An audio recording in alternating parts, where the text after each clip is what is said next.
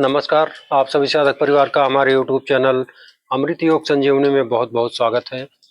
हम आशा करते होंगे आप स्वस्थ होंगे, आपका परिवार स्वस्थ होगा।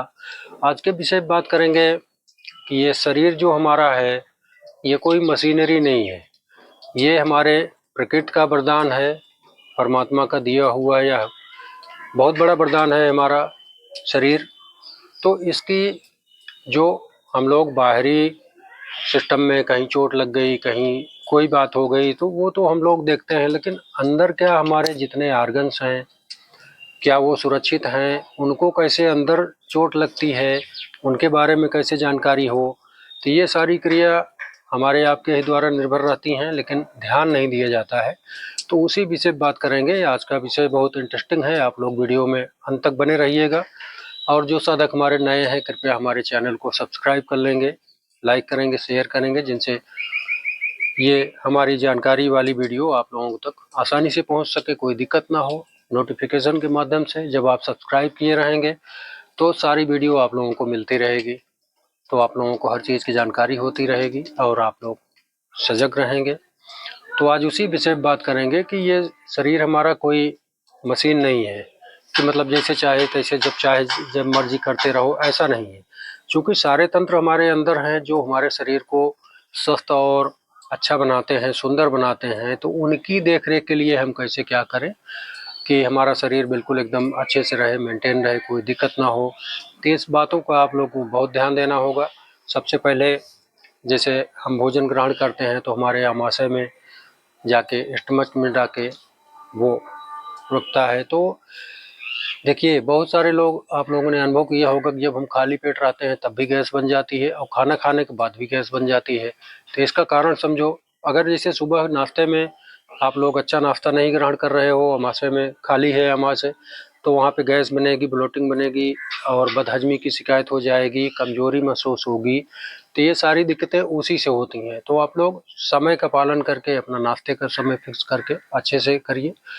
और उसके बाद फिर किडनी जो हमारी मुख्य भूमिका में रहती है, उसमें क्या है, इसमें अमाशय में तो हमको भोजन और नाश्ता देना है, लेकिन उसमें हमको पानी की मात्रा लेना है। पानी 24 घंटे में आप सब 8 से 10 गिलास जरूर उसकी मात्रा का सेवन करिए। नहीं तो इतना नहीं कर रहे हैं, लापरवाही कर रहे हैं, तो हमारे किडनी के लिए वो धीमा जहर का काम करेगा। वो धीरे धीरे धीरे धीरे करके किडनी को बीमार करेगा और वो सारे फंक्शन हमारे जो रक्त का सफाई करना, मल को सब वो करके मूत्र के रास्ते बाहर निकालना, ये सब काम उसी किडनी का रहता है। तो वो इसको करने में असमर्थ होगी धीरे धीरे धीरे करके। तो इसका ध्यान रखना है आप लोगों को। और उसके बाद फिर पित्ताशय जो हमारा गाल ब्लैडर होता है, जहाँ से सब तमाम चीज़ें उत्सर्जन वो होके किडनी के माध्यम से निकलती हैं, तो उसका गाल ब्लैडर का जो हमारा सिस्टम है, उसको हमको सोने की और जागने की, जैसे रात में 11 बजे तक आप बिस्तर पकड़ लीजिए, सो जाइए, सुबह सूर्योदय से पहले उठ जाना है। नहीं तो जो हमारी प्राकृतिक घड़ी जो होती है शरीर के अंदर, जो सारे ऑर्गन्स को सही समय पे सही खुराक और ये सब चीज़ें का मैनेजमेंट करती है, उसमें सही समय से आप लोग नहीं दोगे तो वो दिक्कत में आ जाएगी। फिर वो गलत टाइम बताने लगेगी, उल्टा सीधा चलने लगेगी। तो इसका आपको ध्यान देना है कि रात में 11 बजे के पहले आप लोग जो भी प्रक्रिया है वो सब करके, अपना भोजन करके और सब चीज़ फ्रेश होके 11 बजे तक हर हालत में बिस्तर पे पड़ जाइए और सो जाइए। और सुबह इतना कोशिश करिए कि सुबह आप सूर्य उदय होने से पहले आप उठ जाइए। तो ये सारी क्रिया हमारी अच्छी रहेगी। और उसके बाद हम छोटी आंत की बात करेंगे। छोटी आंत जो हम बासी भोजन, विषाक्त भोजन, फ्रिज में रखा हुआ भोजन, ठंडा भोजन, इन सब चीज़ों को जो ग्रहण करते हैं, उनकी वजह से तमाम सारी दिक्कतें आनी शुरू हो जाती हैं और वो हमारे शरीर में धीरे धीरे धीरे करके अपना असर दिखाने लगता है और ये सारी बीमारियां उसी से उत्पन्न होने लगती हैं। तो इसका आप लोग ध्यान दीजिए। वो हमारी जो अग्नि होती है पेट में, अग्नि ज्वाला जठराग्नि, उसको ठंडी कर देती है। तो वहाँ से भोजन सड़ने और ये सब तमाम प्रक्रिया हमारी आंतों में ये सब प्रक्रियाएं होने लगती हैं। और उसके बाद बड़ी आंत जो हम तला भुना और तमाम इस तरह की चीज़ें इस्तेमाल करते हैं, मिर्च मसाले वाली चीज़ें इस्तेमाल करते हैं, उसकी वजह से तमाम सारी विसंगतियाँ उसमें आनी शुरू हो जाती हैं और वो धीरे धीरे करके शरीर में सूजन, हाथों में सूजन, तमाम प्रकार का दिक्कतें क्रिएट कर देती हैं हमारे शरीर में। तो उसका ध्यान रखिए इन सब चीज़ों का।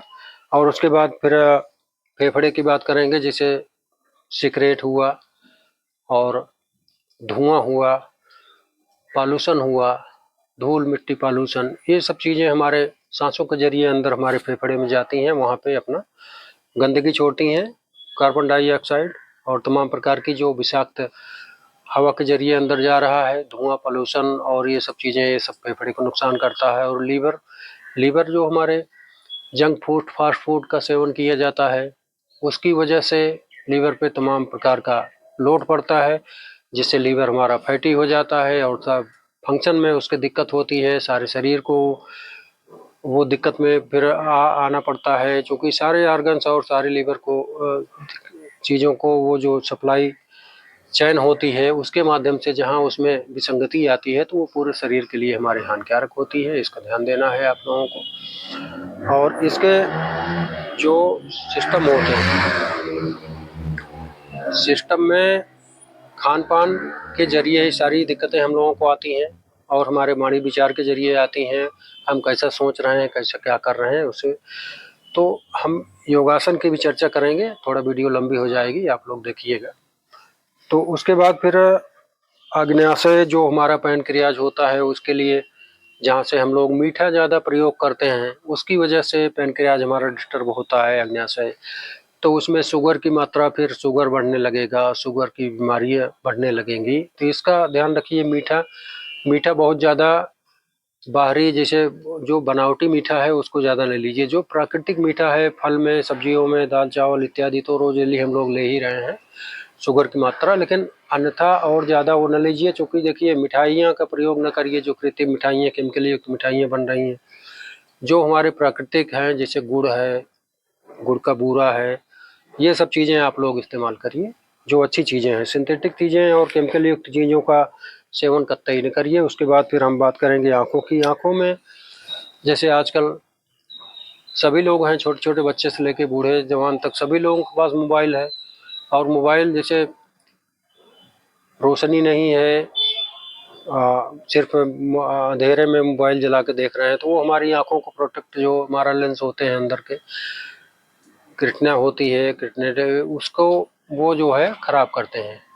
तो इससे बचिए, उजाले में मोबाइल का प्रयोग करिए, अंधेरे में ऐसे मोबाइल न देखिए, न बच्चों को चलाने दीजिए, क्योंकि ये आंखों की बीमारी के लिए बहुत बड़े कारण बन रहे हैं आजकल। इसका ध्यान रखिए। और उसके बाद फिर हम बात करेंगे मस्तिष्क की, जिससे हमारी सारी ये प्राकृतिक का दिया हुआ वरदान, हमारा जो शरीर है, इसके हर चीज़ के लिए सुचारू रूप से चलने के लिए मस्तिष्क का ही इस्तेमाल बहुत ज़रूरी रहता है। मस्तिष्क हमारे शरीर में वही मेन अंग है जो हमारे सारे शरीर को डायरेक्शन देता है, क्या करना है, क्या वो करना है, क्या खाना, क्या पीना। तो उसमें जब अच्छी सोच के साथ आप लोग करेंगे तो वो बहुत बड़ा वरदान होगा हमारे शरीर के लिए, जो कि सारे कार्य में कार्यान्वित करने के लिए आपके लिए सबसे अच्छा मार्गदर्शन रहता है हमारा। तो उसका अच्छे से अपना नकारात्मक सोच कभी ना रखो, पॉजिटिव सोच में रखो, हमेशा अच्छा सोचिए।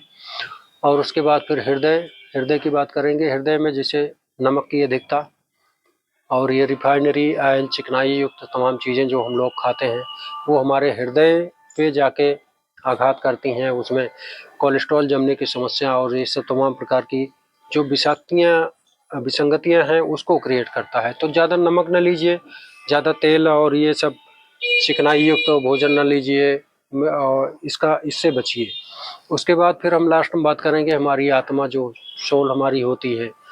जैसे कहते हैं नहीं है कि ऐसी बात कह दी है कि हमारी आत्मा को ठेस पहुंच गई, उसकी आत्मा को ठेस पहुंच गई। तो ये सही है। जैसे हम कार्य करेंगे अपने दिमाग से, मन से, जैसे दूसरे के लिए कहीं अच्छा कर रहे हैं कोई, तो आदमी कहते नहीं कि भैया बहुत अच्छा किए। अब अगर खराब बातें कहते हैं, खराब सोच उसके लिए रखते हैं, तो आदमी के दिल को ठेस पहुंचती है। वही हमारे आत्मा को ठेस पहुंचती है तो शरीर से पहले हमारी आत्मा को ठेस पहुंचती है। कोई भी बात हम लोग करते हैं, किसी को कहते हैं, सुनते हैं, ये सब बातों का बहुत ध्यान रखना है। हमेशा अच्छे विचार अपने मन में ग्रहण कीजिए। और अब इतनी सब बातें हो गई, अब इसको कैसे ठीक किया जाए उसके विषय में बात करेंगे। तो ये जो हमारे स्टमच, बड़ी आंत, छोटी आंत, लीवर, किडनी, इनके लिए मंडूक आसन आप लोग करिए। 2 मिनट से शुरू करिए, 5 मिनट, 10 मिनट, जितना कर पाइए अच्छे से करिए। वो आपके सारे तंत्र को, पेट में जितने भी आंतरिक है हमारे, लीवर, किडनी, पैनक्रियाज, इन सबको दुरुस्त रखेगा। और उसके बाद मंडूक आसन के 3 भाग हैं, हम उस पे चैनल पे वीडियो है, आप लोग देख सकते हैं।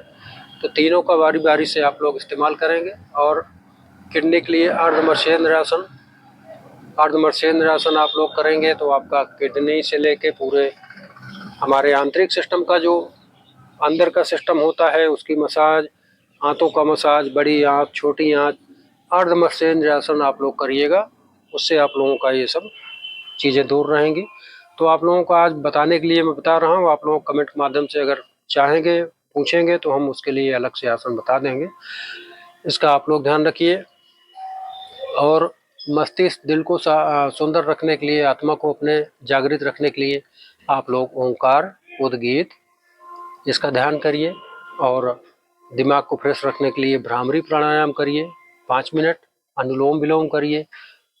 ये सब चीज़ें आप लोग करेंगे तो आप बिल्कुल एकदम शरीर से, मन से, वचन से सब शुद्ध रहेंगे। तो सबसे बड़ा यही चीज़ है कि आप अपने आंतरिक अंगों का ध्यान रखेंगे तो वो आपका जीवन भर ध्यान रखेंगे। इस विषय को आप लोग बहुत गंभीरता से लीजिएगा, अन्यथा न लीजिएगा। और आप लोग वीडियो को अच्छे से शेयर किया करिए, लाइक किया करिए और देखा करिए अंत तक। जब तक आप अंत तक वीडियो नहीं देखेंगे आपकी समझ में कुछ आएगा नहीं, और ऐसे ऐसे चलता रहेगा सब। तो आज के लिए मार्गदर्शन में इतना। आप सभी लोगों के लिए मंगल कामनाएं। आप लोग सदा स्वस्थ रहिए।